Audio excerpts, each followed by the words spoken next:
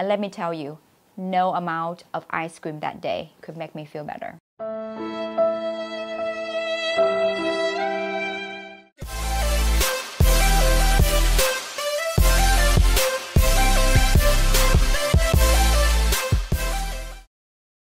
Hi, welcome back to my channel. My name is Dr. Christina Nguyen and I am a family medicine physician.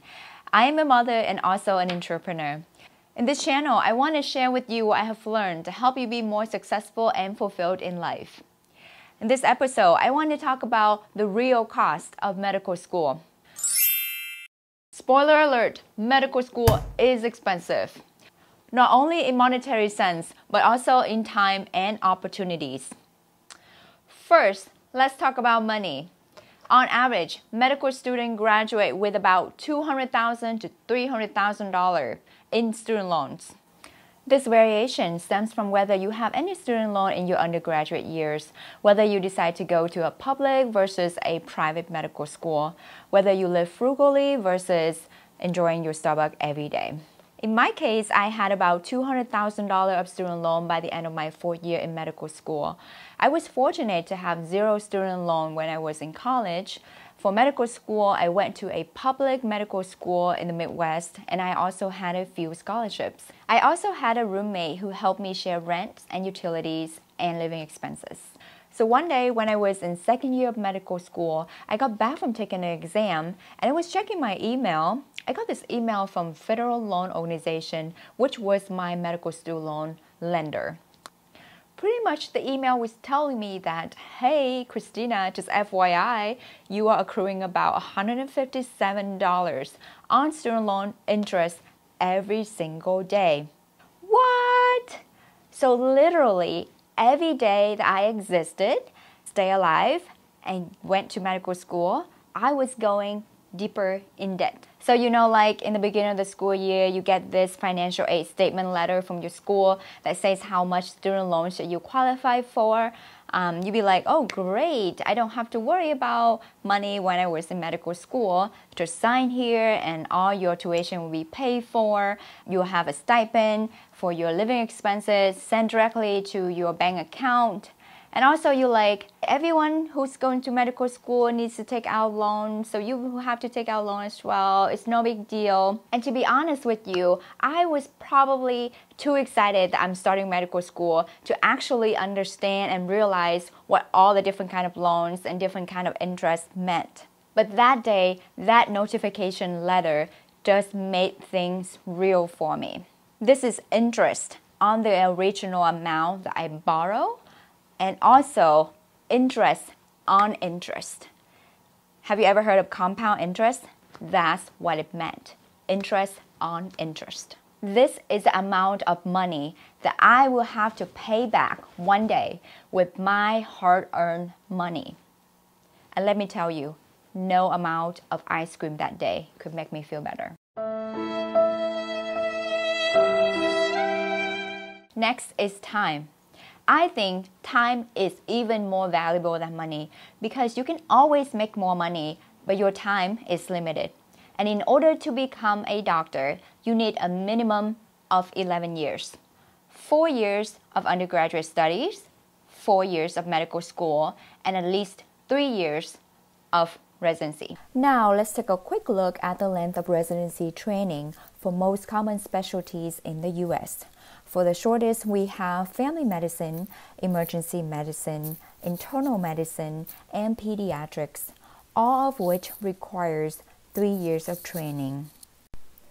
On the other end of the spectrum, we have neurosurgery and plastic surgery, both of which requires 6 years of training. In between, we have OBGYN, pathology, psychiatry, anesthesiology, dermatology, neurology, and ophthalmology. All requires 4 years of training.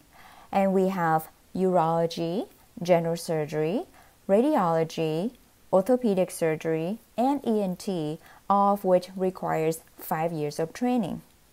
And if you decide to go into subspecialty, you also need at least 1 year of fellowship. In my case, I did 4 years of undergrads, 4 years of medical school right after that, and 3 years of residency for family medicine.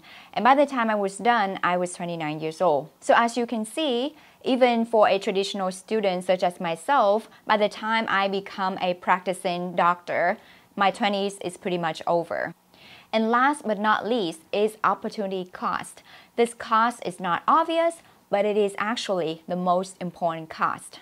So imagine you have a roommate who decides to go into accounting versus you who go into medicine.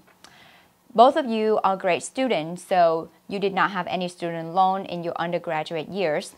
You head off into medical school and your roommate heads into the workforce, start making money. Assuming your friend make about $30 an hour, which equates to $60,000 to $70,000 a year on annual salary. Assuming that you went into family medicine just like myself, 7 years later, you just got done with residency and you meet with your friend who has been working for the past 7 years. And assuming that they save the minimum amount in each of those years, $10,000 a year, and they put that amount of money into the SP 500, which is the standard stock market portfolio. So your friend's net worth is minimum $70,000, which is the amount that they're actually putting in. We're not counting interest here. And your net worth is about $200,000 negative. So how much difference between your net worth versus your friend's net worth? That would be $270,000. And this is the opportunity cost that not a lot of people think about.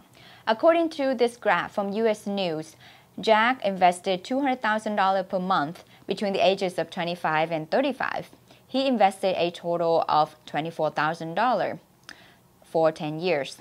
Jill invested $200,000 per month, but at a later age, between the age of 35 and 65, she invested a total of $72,000, which is 3 times the amount that Jack contributed. At the age of 65, Jack's portfolio values is about $280,000 versus Jill, who invested 3 times as much. Her portfolio value is only $250,000. This demonstrates why it is so important to start investing early.